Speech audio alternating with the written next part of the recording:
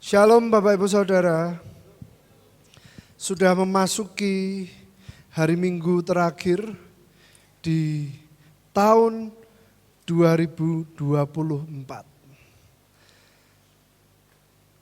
Luar biasa Bapak Ibu Saudara, sejujurnya sangat banyak hal yang telah kita lewati di tahun ini.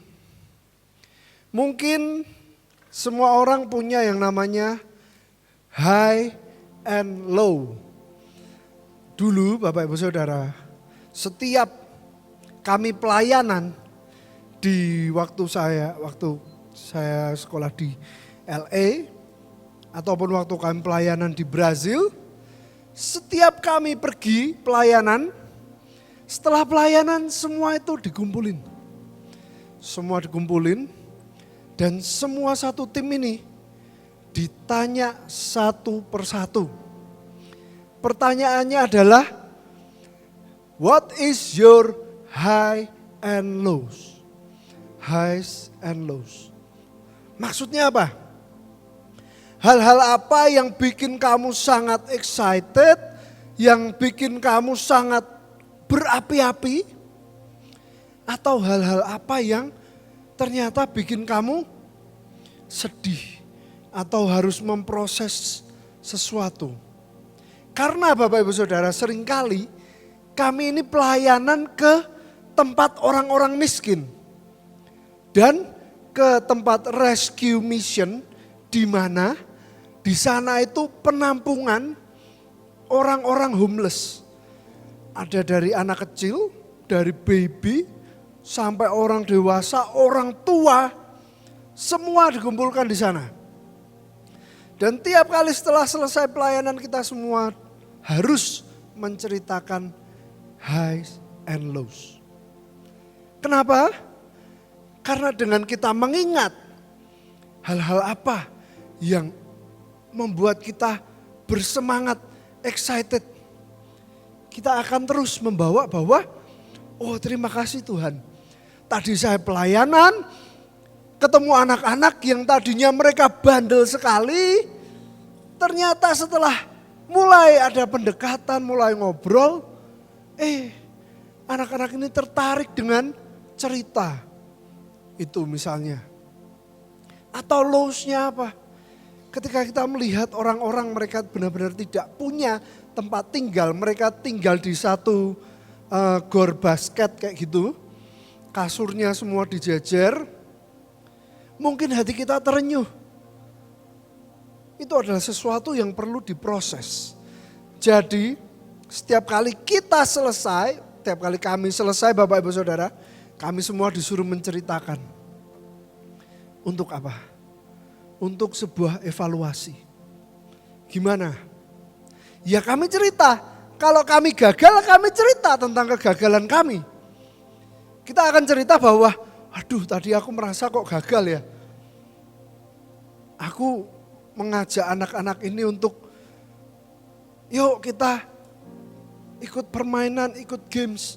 Mereka gak mau. Ya kita harus cerita. Tapi kalau kita sukses, kita mengajak anak-anak berdoa, mereka mau berdoa. Kita juga ceritakan semuanya. Sebuah evaluasi Bapak Ibu Saudara, bagaimana high and low di dalam satu pelayanan. Itu akan memberikan kita hal-hal, salah satunya adalah bagaimana kita memproses dan kita mempelajari hal-hal apa yang harus diperbaiki di pelayanan yang berikutnya. Sama Bapak Ibu Saudara. Kenapa tema hari ini adalah strategic start? Sebuah permulaan atau awal yang strategik. Artinya bukan sesuatu yang kita lakukan dengan sembarangan, tanpa persiapan. Strategic start akan dimulai dengan sebuah evaluasi. Kita akan start 2025, kita akan masuk 2025, kita akan mengevaluasi dulu pelayanan kita, apalagi kehidupan kita, hubungan kita dengan Tuhan, apalagi kita harus mengevaluasi segala hal itu. Dan Bapak Ibu Saudara, salah satunya kita ini belajar mengevaluasi diri dari janji-janji yang Tuhan sudah berikan di tahun 2024. Kita akan sama-sama lihat evaluasi dari 2024. Ini contoh ya Bapak Ibu Saudara. Mungkin Bapak Ibu Saudara punya catatan masing-masing. Oh, saya tiap kali ikut ibadah, saya selalu nyatet kok. Janji-janji Tuhan apa saja di dalam hidup, wah itu bagus. Ya, luar biasa. Supaya apa? Sebelum masuk 2025 kita evaluasi. Oh ternyata Tuhan itu janji sangat banyak hal. Oh ternyata banyak hal yang Tuhan mau bukakan, tapi kenapa ya kok aku merasa bahwa aku belum menikmati hal-hal ini, janji-janji Tuhan ini, belum masuk ke situ. Ini adalah contoh-contohnya Bapak Ibu Saudara. Saya akan bahas secara singkat. Contohnya adalah Golden Era. Tuhan pasti menjanjikan pemulihan roh, jiwa, tubuh, dan bonusnya ekonomi. Tapi kita harus tahu bahwa Golden Era ini pasti ada masanya. Sekian lama, berapa panjangnya. Dan juga satu lagi Bapak Ibu Saudara, Golden Era setiap orang saya pernah jelaskan dan setiap panggilan bisa berbeda. Sekarang saudara Golden Eranya misalnya, saudara punya panggilan bukan sebagai kings atau bukan sebagai raja-raja, bukan sebagai pebisnis. Tapi sebagai full time pelayan Tuhan. Jangan kita mengharap Golden Eranya bahwa adalah, wah aku akan diberkati menjadi kaya raya loh. Itu Golden Eranya panggilan lain. Golden Eramu apa? Engkau memasuki masa keemasanmu ketika apa? Ketika pelayananmu memberkati orang, ketika engkau mendoakan orang-orang sembuh, orang disentuh oleh Tuhan, itu Golden Era. Betul? Betul Bapak Ibu Saudara? Bisa dipahami ya? Itu salah satu contohnya Golden Era. Dan secara korporat kita masuk Golden Era harus punya satu. Yang namanya adalah unity. Supaya kita tidak terpecah belahkan. Amin. Unity, di mana memerlukan kerendahan hati. Lalu yang berikutnya open doors. Tuhan memang menjanjikan pintu-pintu yang terbuka. Open doors namanya aja ya, pintu yang terbuka. Ada banyak Bapak Ibu Saudara pintu yang Tuhan rindu untuk buka. Tapi, nah ini. Sekarang kita selalu kepengennya instan, kayak makan mie. Padahal mie instan aja direbus. Kita pengennya instan ya. Datang ke gereja, open doors, angkat tangan, didoakan pendeta, langsung janji Tuhan jadi. Betul? Kepengennya kayak gitu. Apalagi nih ya Bapak Ibu Saudara, kalau ada hamba Tuhan dari luar yang punya karunia nabi. Wah, itu jujur orang Indonesia paling suka. Karena terlalu banyak pengennya instan. Kenapa sangat banyak gereja yang selalu mengundang hamba Tuhan yang berkarunia kenabian. Banyak banget Bapak Ibu Saudara. Selalu itu saya pernah lihat satu gereja bulan ini pendeta ini. Wah karunia kenabian. Bulan depannya karunia kenabian. Karunia loh ini diundang nabi semua. Dan semua orang akan pengennya, ayo doakan saya. Ayo. Instan Bapak Ibu Saudara. Padahal untuk pintu yang terbuka, ingat baik-baik, Tuhan akan menunggu kapasitas dan kesiapan kita. Amin. Katakan kanan kirinya, Tuhan menunggu kapasitas dan kesiapan hati kita. Ingat, kesiapan hati salah satunya adalah karakter. Dan seringkali kita membatasi cara Tuhan bekerja. Dan juga bisa jadi Bapak Ibu Saudara ada banyak kunci yang Tuhan rindukan untuk kita temukan terlebih dahulu. Karena Bapa di surga sudah rindu untuk memberkati kita dengan segala macam cara dan hal yang kita tidak pernah pikirkan. Amin. Dan yang berikutnya on position. Tuhan rindu untuk kita sesuai pada posisi masing-masing. Seperti yang saya saksikan waktu kami di Hong Kong. Kami harus naik tram.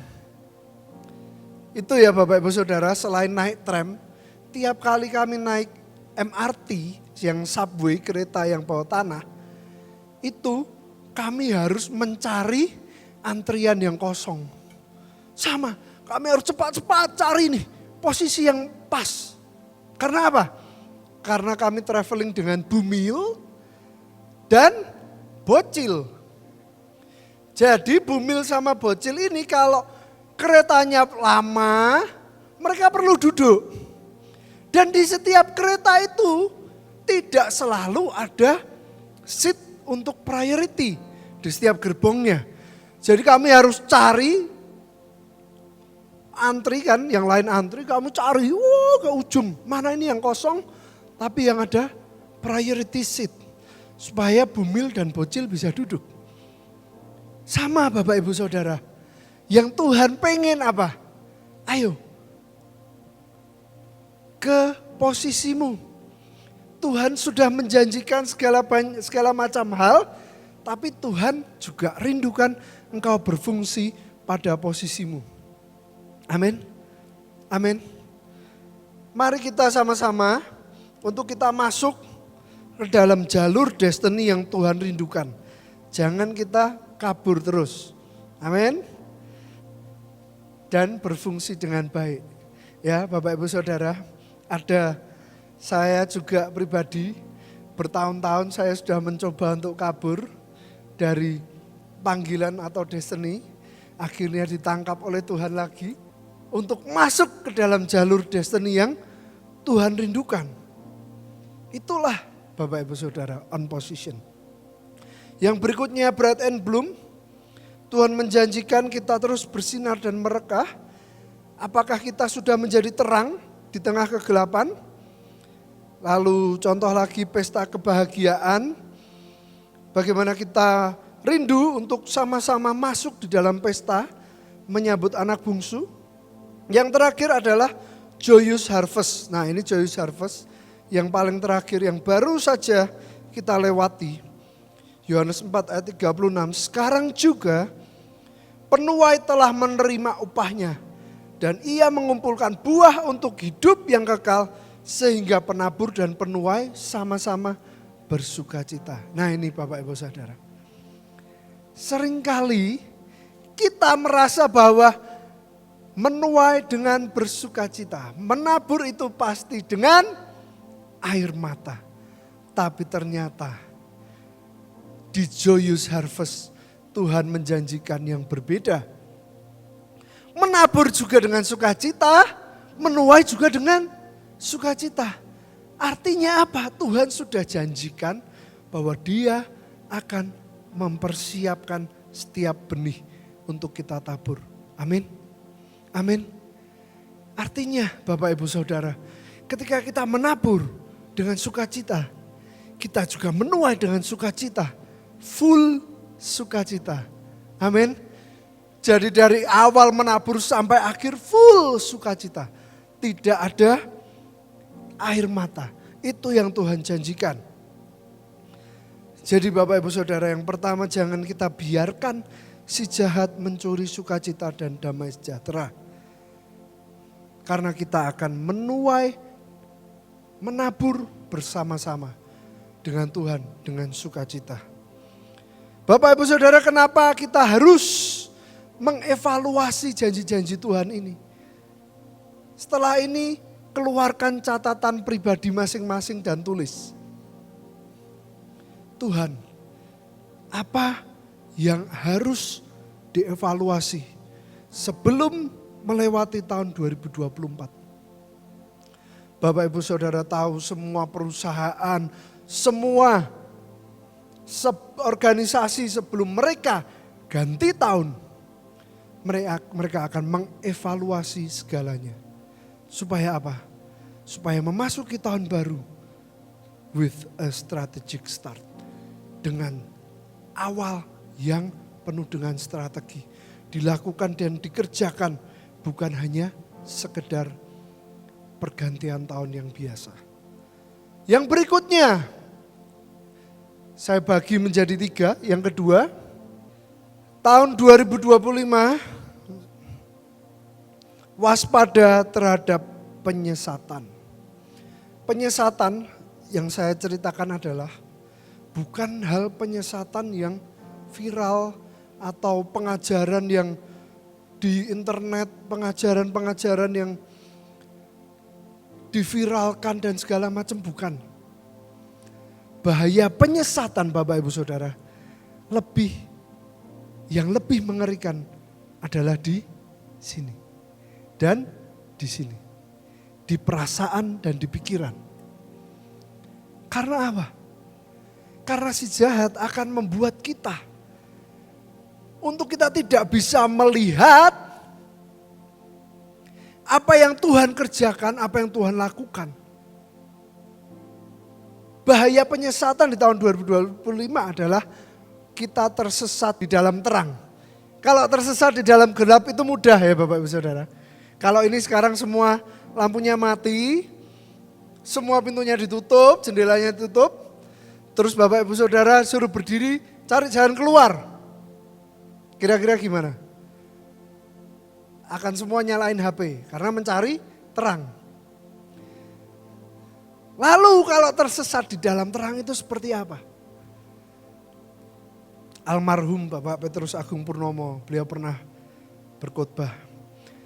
Kalau si jahat itu sedang bekerja, dia mau menjatuhkan anaknya. Apa yang dia lakukan? Dia tutupi matanya. Sehingga tidak pernah bisa melihat bahwa dia sedang jatuh begitu dalam. Hatinya jadi beku. Hatinya jadi penuh dengan dengki, kepahitan. Semuanya ditutup. Mata hati, mata rohani ditutup oleh si jahat. Mulai awal dari sebuah kejatuhan. Dan semakin dalam, semakin dalam. Sampai kita merasa bahwa kita sudah tidak bisa tertolong lagi. Tapi Bapak Ibu Saudara tahu, kita semua percaya bahwa ada satu nama, nama Yesus. Kuasanya yang akan membebaskan, kuasanya yang akan menolong kembali. Bahaya penyesatan di dalam terang Bapak Ibu Saudara.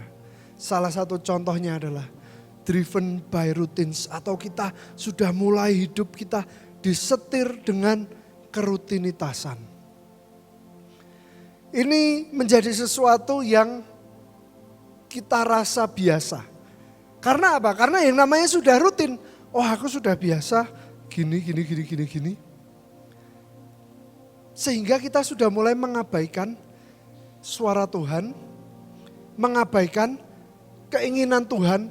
Mungkin Tuhan pengen bahwa kita harusnya levelnya lebih dari itu. Punya waktu yang berkualitas dengan Tuhan lebih dari yang sekarang. Punya waktu-waktu kita di mana mengupgrade diri kita untuk mempersiapkan diri kita di tahun depan, di mana Tuhan ingin menunjukkan semua janjinya. Memperbesar kapasitas kita. Tapi kalau kita sudah terjebak di dalam rutinitas, tidak ada lagi Bapak Ibu Saudara space untuk Tuhan bisa bekerja. Space untuk Tuhan bisa berbicara. Ibaratnya kalau kita punya satu wadah ya. Seringkali kita masukkan segala hal di dalam wadah itu. Rutinitasku setiap hari. Aku bekerja, masukkan. Aku harus masak, masukkan. Apalagi? Aku harus ngurus anak, masukkan ke situ lagi. Apalagi? Semua masuk semua, dah penuh nih. baru yang terakhir. Loh, nah terus Tuhan ditaruh mana? Sudah tidak ada tempat. Dan katakan barang itu adalah sebuah tas, kita bawa tas itu kemana-mana. Tapi Tuhannya ketinggalan. Karena apa? Karena sudah tidak ada tempat. Ini adalah driven by routine. Sesuatu yang kita rasa sudah benar, sudah pas, sudah tepat. Padahal mungkin, Bapak Ibu Saudara, sekali lagi kita harus cek apakah ada space untuk Tuhan bekerja di dalam kehidupan kita. Amsal 3 ayat 5 sampai 6. Percayalah kepada Tuhan dengan segenap hatimu dan janganlah bersandar kepada pengertianmu sendiri. Akuilah Dia dalam segala lakumu, maka Ia akan meluruskan jalanmu. Percaya pada Tuhan dengan segenap hati, jangan bersandar kepada pengertian. Seringkali kita merasa bahwa semua sudah benar, semua sudah baik. Yang berikutnya adalah driven by feelings. Perasaan ini Bapak Ibu Saudara bahaya. Mudah tersinggung, mudah sakit hati, mudah kepahitan, apalagi tidak disapa di gereja. Aduh, saya hari ini gak disapa oleh Pak Hadi. Saya gak mau ke gereja lagi. Halo. Aduh, Bu Linda kok gak ngucapin saya ulang tahun ya? Loh, ini lucu Bapak Ibu Saudara, ini seru. Ini saya sering memperhatikan. Bapak Ibu Saudara tahu ya, Ibu Linda selalu membacakan nama yang ulang tahun. Dia selalu menyebutkan, selamat ulang tahun, ini. Nah, saya pernah Bapak Ibu Saudara berpikir, batin bahasa Jawa nih. Ini kalau misalnya ada orang yang tidak dinotis oleh Ibu Linda, kira-kira ada yang tersinggung gak ya? Ayo. Itu hati-hati Bapak Ibu Saudara. Sekarang kalau Ibu Linda menyebutkan salah satu nama dan selamat ulang tahun misalnya. Ada Pak Yoab biasanya hadir gini dinotis. Seandainya Bapak Ibu Saudara ternyata adalah salah seorang pelayan Tuhan. Dan ketika Ibu Linda membacakan nama itu, Ibu Linda tidak memuji saudara saat saudara ulang tahun. Apakah saudara akan merasa, aku gak mau pelayanan lagi, oh my God. Ibu Linda gak tahu siapa aku.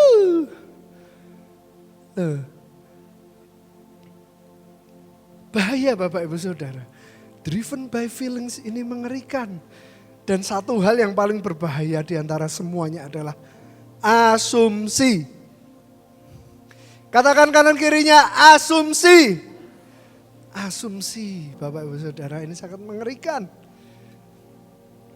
Sesuatu yang belum terjadi, tidak terjadi, belum tentu benar, belum tentu terjadi, apalagi. Tapi kita sudah mikirnya kemana-mana.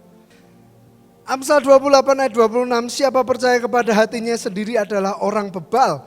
Tetapi siapa berlaku dengan bijak akan selamat. Ya. Tidak selalu hati dan perasaan kita ini benar. Lebih penting berlaku dengan bijak daripada mempercayai hati dan perasaan kita. Menurut Amsal dikatakan, siapa yang berlaku dengan bijak akan selamat. Yeremia 17 ayat 9, betapa liciknya hati, lebih licik daripada segala sesuatu. Hatinya sudah membatu, siapa yang dapat mengetahuinya. Yang berikutnya, driven by money. Driven by money ini Bapak Ibu Saudara adalah musuh terbesar, adalah mamon. Tapi seringkali kita tidak sadari dan itu yang menyesatkan hati kita. Ada Bapak Ibu Saudara yang terjadi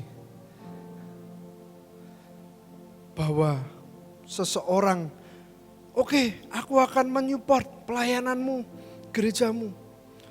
Tapi engkau harus kayak gini, harus ikuti kata-kata. Bahaya Bapak Ibu Saudara. Tidak sadar bahwa sebenarnya disetir oleh mamon. Tidak selalu mamon itu menyetir bahwa oke, ya sama pendetanya kalau nurut juga sama disetir oleh mamon. Semua pelayanannya yang disetir oleh mamon. Kita tidak pernah tahu bahwa kita sedang tersesat. Driven by money. Amsal 11 ayat 28, siapa mempercayakan diri kepada kekayaannya akan jatuh, tetapi orang benar akan tumbuh seperti daun muda. Lukas 12 ayat 15, katanya lagi kepada mereka, berjaga-jagalah dan waspadalah terhadap segala ketamakan. Sebab walaupun seorang berlimpah-limpah hartanya, hidupnya tidaklah tergantung daripada kekayaannya itu. Lebih penting apa Bapak Ibu Saudara? Lebih penting kita menjaga hati kita sedemikian rupa. Jangan sampai hati kita ini driven by money. Mulai disetir oleh uang. Betul Tuhan itu mau pakai uang untuk pelayanan, betul. Bukan kita anti uang, bukan. Tapi hati. Engkong Yusa itu, almarhum Engkong Yusa selalu kalau sama kita cucu-cucunya juga selalu dia bilang, yang penting gimana sikap hatimu. Sikap hati kita Bapak Ibu Saudara. Mendahului daripada segala hal. Di hadapan Tuhan bukan di hadapan manusia. Kondisi, situasi, keadaan manusia kita gak bisa kontrol. Tapi sikap hati kita harus belajar kontrol. Amin. Supaya apa? Supaya ketika Tuhan melihat hati kita, Tuhan dapati bahwa hati kita benar di hadapan Tuhan. Driven by pride atau dari kesombongan dan harga diri. Amsal 16 ayat 18. Kecongkakan mendahului kehancuran dan tinggi hati mendahului kejatuhan. Awal dari kehancuran dan kejatuhan. Siapa yang kalau ditegur oleh pemimpinnya langsung kepahitan. Langsung marah, langsung berontak. Bapak Ibu Saudara, saya ini bertobat itu tidak cepat, tidak instan. Mungkin teman-teman yang dulu pelayanan bareng itu tahu. Saya ini kalau berontak sedemikian rupa. Pernah Bapak Ibu Saudara, acara dulu kan kami, kalau Bapak Ibu Saudara dulu mengikuti, setahun 2 kali kami acara di Holy Stadium di Semarang. Tiap acara kami latihan, entah itu tarian, entah itu, biasanya tarian. Dan di tarian itu saya paling sering memberontak dengan Ibu Linda. Kalau ada sesuatu yang tidak cocok, saya selalu memberontak. Memberontak di depan umum. Itu pride, kesombongan. Dan Tuhan terus kerjakan. Sama Bapak Ibu Saudara, coba Bapak Ibu Saudara, kalau dibilangin sama istrinya, mau rendah hati enggak? Atau masih, lelaki, harga diriku diinjak-injak. No. Ya, amin. Amin katanya. Amin para istri. Luar biasa. Tapi itu enggak apa-apa Bapak Ibu Saudara. Tenanglah, semakin kita diproses, semakin kita rendah hati, semakin Tuhan angkat. Amin. Wah ini yang cowok-cowok aminnya lebih keras lagi. Luar biasa. Yang berikutnya adalah driven by ambition atau ambisi. Filipi 1 ayat 15-17.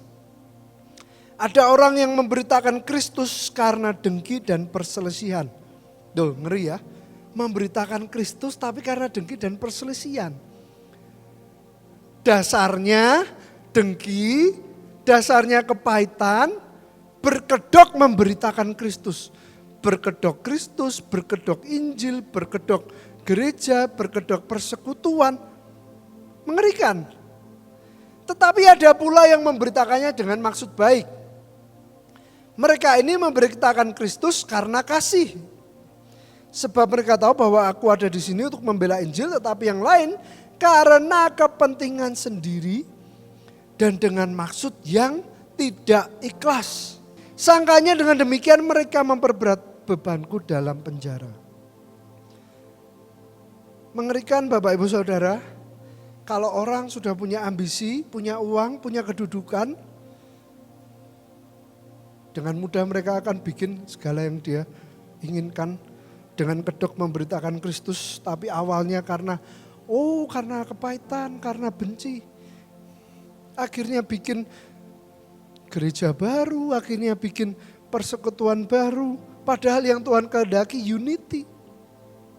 Di manakah unity? Nah, ini. Bagaimana caranya kita mengalahkan itu semua? Semua penyesatan yang ada.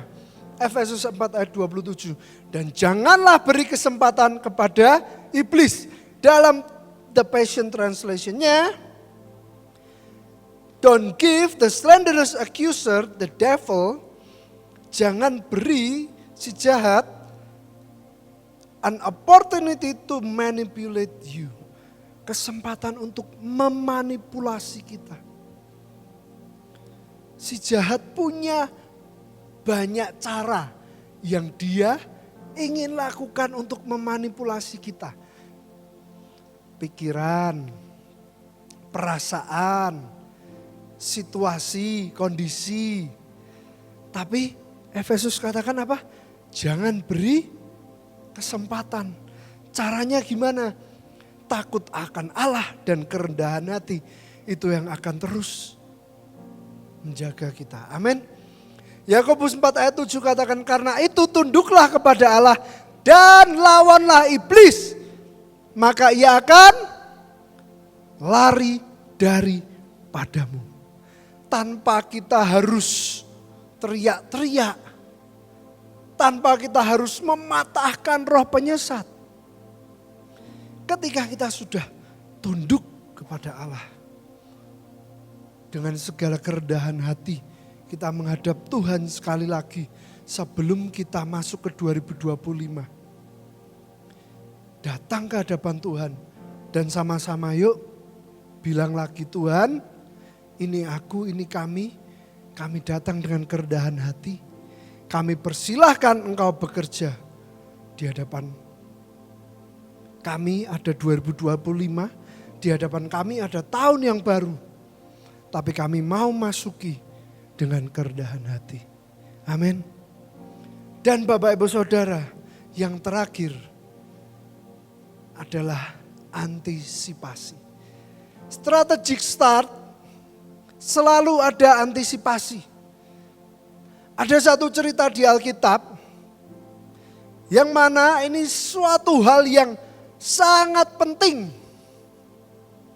Yang sangat menentukan apakah bangsa Israel itu bisa ada. Karena tanpa satu hal ini, bangsa Israel enggak ada. Ini adalah ketika Yakub dan Esau, mereka sedang mau menerima hak kesulungan.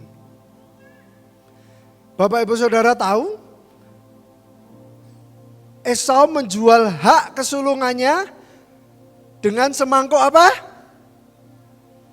Sup kacang merah. Esau menjual hak kesulungannya. Tapi ketika Ishak mau memberkati Esau, sebelum Ishak meninggal, Ribka ini rupanya tahu Bapak Ibu Saudara. dia ini tahu, oh Yakub ini sebenarnya sudah menerima hak kesulungan. Karena apa? Esau sudah menukarnya. Jadi begitu Ribka dengar, Ribka langsung melakukan antisipasi. Loh, dia langsung melakukan strategi yang baru. Apa yang dia lakukan? Dia panggil si Yakub. Kejadian 27 ayat 1 kita baca dulu ya. Ketika Ishak sudah tua dan matanya telah kabur sehingga ia tidak dapat melihat lagi, dipanggilnyalah Esau anak sulungnya. Serta berkata kepadanya, anakku, sahut Esau, ya Bapa. Dan selanjutnya bahwa si Ishak ini minta, ayo kamu berburu, kamu masak yang paling enak, favoritku. Karena kamu mau tak kasih hak kesulungan. Rupanya Ribka mendengar. Kejadian 27 ayat 5 sampai 7. Tetapi Ribka mendengarnya ketika Ishak berkata kepada Esau anaknya. Setelah Esau pergi ke padang memburu seekor binatang untuk dibawa kepada ayahnya. Berkatalah Ribka kepada Yakub anaknya. Telah ku dengar ayahmu berkata kepada Esau kakakmu. Bawalah bagiku seekor binatang buruan dan olahlah bagiku makanan yang enak. Supaya aku makan dan supaya aku memberkati engkau di hadapan Tuhan sebelum aku mati. Yang dilakukan oleh Ribka langsung. Suruh Yakub, kamu ambil anak kambing yang terbaik.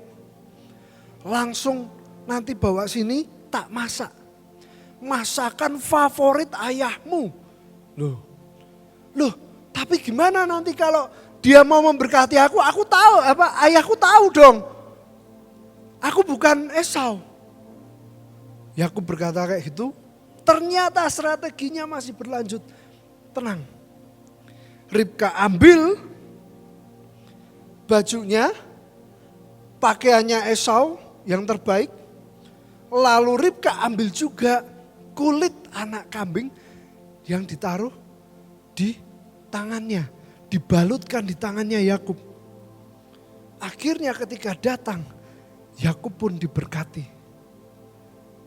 Dan Bapak Ibu Saudara, setelah hal itu terjadi, kalau kita mengikuti ceritanya, yang akhirnya nanti Yakub disebut menjadi Israel. Bukan Esau yang mendapatkan hak kesulungan. Coba kalau kita berdoa, kita doanya berkat Allah Bapa, Allah Abraham, Ishak dan Yakub. Bukan Ishak dan Esau. Karena apa? Karena hal ini terjadi.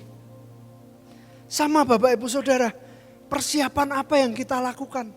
Kita sudah sebentar lagi masuk. Strategi apa yang kita lakukan? Strategi apa yang kita buat? Sebentar lagi masuk 2025. Dan Bapak Ibu Saudara tahu Yakub setelah itu ketika dia kabur dari Esau, dia pergi kepada Laban. Walaupun awalnya Yakub ini polos ya. Karena dia pelarian. Dia dikerjain lah ibaratnya sama Laban. Ayo kamu kerja 7 tahun. Setelah itu kerja lagi 7 tahun untuk Lea, 1 lagi untuk Rahel. Setelah itu kerja lagi, urus terus kambing dombaku. Sampai Yakub membuat sebuah strategi yang baru lagi. Wah, ini kalau kayak gini terus gimana? Aku gak punya apa-apa. Semuanya diambil Laban, aku punya anak, istri, anak-anaknya banyak Yakub ini Bapak Ibu Saudara. Akhirnya dia mulai melakukan strategic start lagi. Sebelum dia masuk ke musim berikutnya di dalam hidupnya. Akhirnya Bapak Ibu Saudara, dia berkata bahwa yuk gini aja Laban. Anak kambing yang berbintik-bintik itu jadi punyaku. Kejadian 30 ayat 32. Hari ini aku akan lewat dari tengah-tengah segala kambing dombamu Dan akan mengasingkan dari situ setiap binatang yang berbintik-bintik dan berbelang-belang. Segala domba yang hitam dan segala kambing yang berbelang-belang dan berbintik-bintik, itulah upahku. Dan Bapak Ibu Saudara tahu ternyata si Yakub ini sudah siap dan sudah punya strategi. Dan si Yakub ini 7 tahun plus 7 tahun plus sekian tahun entah, dia sudah hafal dan sudah tahu bahwa ketika si kambing dombanya ini, kalau di Alkitab dikatakan ketika mereka sedang datang minum, mereka akan berkelamin dan di situ Yakub sudah mempersiapkan daun-daun, dahan-dahan. Ketika domba dan kambing yang kuat itu yang datang, dikasih. Anak-anaknya berbelang-belang dan berbintik-bintik. Ini sebuah strategi yang disiapkan oleh si Yakub. Dan akhirnya Bapak Ibu Saudara, Yakub menjadi tambah kaya. Penuh dengan segala hartanya karena kan kambing domba yang kuat, yang luar biasa. Jadi punya dia semua. Bisa paham Bapak Ibu Saudara? Jangan kita masuk ke 2025 dengan hampa. Persiapkan. Maksudnya apa? Terus kita harus mempersiapkan apa? Cluenya sudah banyak. Sangat banyak Bapak Ibu Saudara. Nubuatan. Apalagi janji Tuhan. Cluenya sudah banyak Bapak Ibu Saudara. Ayo kita sama-sama, kita yang harus mempersiapkan diri kita, kapasitas kita. Kalau Tuhan mau suruh kita untuk ke bangsa-bangsa, amin. Tuhan suruh kita ke desa-desa, ke pulau-pulau, amin. Berarti apa yang harus disiapkan? Halo? Belajarlah menginjil, belajarlah bersaksi. Amin. Karena apa? Sekarang ya, Tuhan itu mau pakai alat. Kita alatnya, betul? Tapi kalau kita alatnya tidak siap, kita tidak mau belajar menginjil, kita tidak mau belajar bersaksi. Ya terus Tuhan mau makainya kapan? Keputusannya di tangan kita. Tuhan sudah menunggu, bukan kok Tuhan gak pakai aku ya. Loh Tuhan sudah menunggu. Kita yang harus bangkit. Saya mau tutup satu cerita dan kesaksian Bapak Ibu Saudara. Ketika kami pergi ke Hong Kong dan ke China, itu adalah sebuah trip yang cukup menegangkan bagi kami secara keluarga, karena kami menggunakan staff tiket atau tiket yang karena adik saya bekerja di salah satu maskapai, tapi staf tiket itu Bapak Ibu Saudara itu harus standby. Artinya apa? Kalau hari itu penuh pesawatnya kita gak jadi berangkat. Padahal kami harus berangkat dari Jakarta. Jadi kalau misalnya hari itu cancel, kami harus menunggu ke penerbangan berikutnya. Kalau penerbangan berikutnya tidak ada, kami harus menunggu hari berikutnya. Jadi kami berangkat semua sudah deg-degan, tapi kami persiapkan segalanya. Kami persiapkan semuanya. Dan puji Tuhan Bapak Ibu Saudara, akhirnya kami bisa mendapatkan seat satu keluarga. Tapi rupanya Bapak Ibu Saudara, di dalam perjalanan ke Hong Kong dan ke Cina, ada satu orang yang jauh lebih deg-degan dari kami semua. Tapi yang saya lihat Bapak Ibu Saudara, satu orang ini adalah istri saya, di mana dia diminta untuk translate di China. Kenapa dia sangat deg-degan? Karena bagaimanapun, kalau kita baru pulang belajar di China, terus kita suruh, wah ngomong wah cingcong, cap cap ibu yung hai, itu akan sangat lancar. Ya. Tahu. Loh. Tapi Bapak Ibu Saudara kalau sudah bertahun-tahun lamanya banyak yang lupa. Kayak gitu. Nah, istri saya tadinya merasa bahwa dirinya tidak sanggup. Sampai gimana ya? Apa coba tanya ya kalau sewa translator berapa ya? Mahal gak ya? Kami cari-cari info tentang translator ternyata mahal sekali Bapak Ibu Saudara. Karena dia ini cukup ragu ketika harus translate bahasa-bahasa yang di luar bahasa sehari-hari. Paham ya?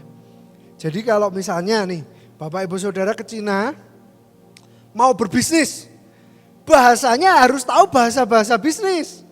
Kalau Bapak Ibu Saudara ke Cina mau berkhotbah, mau kesaksian, juga harus tahu bahasa-bahasa Alkitab. Supaya tidak miss dalam menerjemahkan, mentranslate. Dan akhirnya Bapak Ibu Saudara apa yang dia lakukan? Dia melakukan strategic start. Dia memulai dengan segala perlengkapan dan persiapan. Saya lihat catatannya itu Bapak Ibu Saudara di HP panjang sekali. Ya, bahasanya kotak-kotak, segitiga, garis miring dan segala macam. Wah, ini apa? Tapi Bapak Ibu Saudara, dengan segala persiapannya yang matang, ternyata Tuhan sanggup pakai, Tuhan sanggup bekerja. Loh, bukan kekuatan dia. Aku tahu banget. Karena apa? Karena sampai hari H. Aku duduk di sebelahnya, dia bilang, Hanpi ya. Ini aku lagi telepon temanku.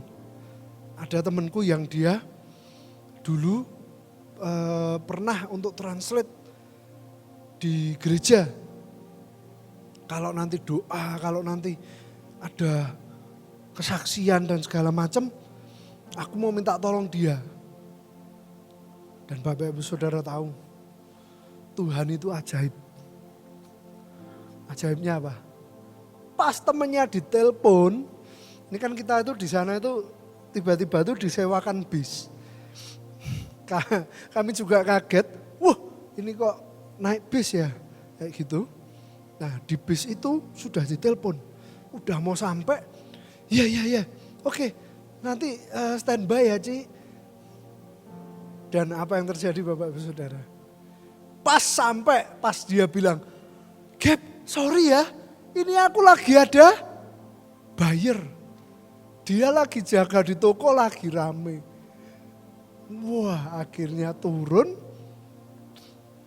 dan luar biasanya sebelum hari H, Ibu Lis atau saya biasa panggil Mami Lis, Ibu Lis itu sudah panggil si Gaby, dipanggil, Gap kamu tak ceritain dulu supaya kamu paham. Seperti apa ceritanya, seperti apa kejadiannya semuanya. Dan ternyata Bapak Ibu Saudara, Tuhan memang mau pakai anggota keluarga kami yang bercerita. Karena apa? Karena itu lebih meaningful, lebih berarti, lebih memiliki kedekatan. Dan akhirnya kami ngobrol, setelah ngobrol, Mami Lis ini mulai, oh iya kami pengen cerita. Apa sih sebenarnya kejadiannya, seperti apa kok akhirnya kami datang kemari. Diceritakanlah bagaimana usahanya emak mencari adiknya. Bagaimana usahanya untuk menghubungi, untuk mengirim uang, tapi selalu uangnya ditilep. Semua diceritakan. Dan Bapak Ibu Saudara tahu, tidak jadi telepon temannya untuk menerjemahkan. Akhirnya semua keluar dengan hati. Bukan karena kuat dan gagah. Bukan karena kehebatan. Tapi apa? Aku percaya banget Tuhan bekerja. Sama Bapak Ibu Saudara, kita mau masuk 2025, kalau kita, ya wes lah 2025. Jebret, terus, kan seperti itu. Kalau tidak ada persiapan sama sekali, gak ada catatan. Karena apa? Butuh catatan itu kenapa Bapak Ibu Saudara? Kalau disuruh doa makan, salah satunya. Jadi dia sudah punya catatannya. Oh, doa makannya seperti ini. Terus kalau disuruh untuk kasih tahu nih, ini adalah Makco, ini adalah Cicit, ini sepupunya ini saudaranya ini, kan banyak ya. Itu kan harus mempelajari istilah-istilahnya semua. Mempersiapkan semuanya, ternyata Tuhan mau pakai. Dan Bapak Ibu Saudara tahu, setelah kami bercerita, ternyata mereka tersentuh hatinya. Dan mereka nangis. Mereka sangat terharu. Dan ketika mereka tersentuh hatinya, aku bilang, kasih tahu bahwa ada satu sosok pribadi yang mencari mereka, mencintai mereka, mengasihi mereka lebih dari kita. Mengejar mereka sedemikian rupa sehingga mempertemukan kita untuk menceritakan bahwa ada Yesus Kristus Tuhan yang mencintai mereka. Dan akhirnya di situ mereka kita ajak, yuk mau gak sih kita kenal sama satu pribadi ini. Yuk kita kenal sama Yesus Kristus. Dan setelah itu Bapak Ibu Saudara, hari demi hari ketika Pak Hadi kirimkan renungan yang dulunya mereka pikir hanya, ini mah hanya soal agama. No, ketika mereka melihat bahwa memang ada kasih dan ada kesaksian, di situ mereka tahu bahwa Yesus adalah pribadi yang mengejar dan mencari setiap kita, apapun dan berapapun harganya. Amin. Bapak Ibu Saudara, 2025 mari kita masuki. Persiapkan setiap hati kita untuk kita bersaksi. Do a strategic start to prepare yourself. Lakukan suatu strategi, buat suatu plan. Tapi tetap izinkan Tuhan bekerja, mengubah hati setiap kita dan mempersiapkan untuk kita mau menjadi saksi dan terus menjadi saksi. Amin. Bapak Ibu Saudara, siapa yang rindu memasuki tahun 2025 tidak dengan tangan kosong, tapi kita sudah pegang janji-janji Tuhan. Dan kita sudah pegang semua hal yang kita mau persiapkan bersama-sama untuk menjadi alatnya di mana Tuhan bekerja. Amin. Dia adalah sang pembuat jalan. Dia adalah Tuhan yang dimana kita tidak melihat, kita tidak merasakan, tapi Dia terus bekerja di dalam setiap hati dan kehidupan kita. Amin. Sama Bapak Ibu Saudara, mungkin ketika Gaby mempersiapkan segalanya, dia belum merasakan, dia belum melihat apa yang akan terjadi di depan sana.